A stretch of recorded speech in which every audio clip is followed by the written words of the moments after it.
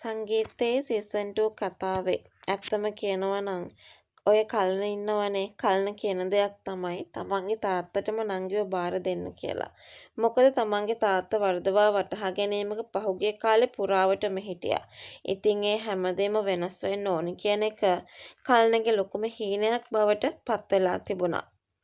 විශේෂයෙන්ම අසේනි ඇගේ පියාටම බාර දීම හරහා මහී ලබා දෙන දැවැන්ත පාඩම සහ අසේලගේ පසුතැවීම ඉදිරියට බලන්න පුළුවන්. අසේනි ඇගේ පියාටම බාර දීම හරහා මහී ලබා දෙන දැවැන්ත පාඩම සහ අසේලගේ පසුතැවීම. සංගීත ටෙලිනාට්‍ය ඉදිරි කතා මාලාව තුළ ඉතාමත් සංවේදී සහ තීරණාත්මක හැරවුම් ලක්ෂයක් කරා කතාව ගලාගෙන යනවා.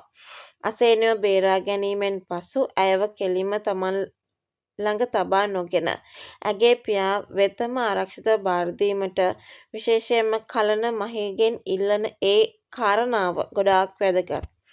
ඉතින් විශේෂයෙන්ම කලනගේ පරිණත සහ නිවැරදි තීරණය අසේනිව බේර ගැනීමෙන් පසු මහී වගේම කලන කතා වෙන්නේ. ඇය වෙනත් තැනකට විශේෂයෙන්ම මහී ළඟ ඉන්නවටත් වඩා අපිත් එක්කම ගිහිල්ලා තාත්තට බාර දෙන එක හොඳයි කියලා. මොකද තාත්තා පහුගිය කාලෙම අසේනි පැහැරගත්තට මහීට වැරදි කියන හිටියේ. ඉතින් තමන්ගේ තාත්තට පසුතැවෙන්නත් හේතුවක් ලබා දෙන්න ඕනි කියන කතාව තමයි ගොඩාක් දුරට අපිට මේ වෙලාවේ කතා කරන්න පුළුවන්.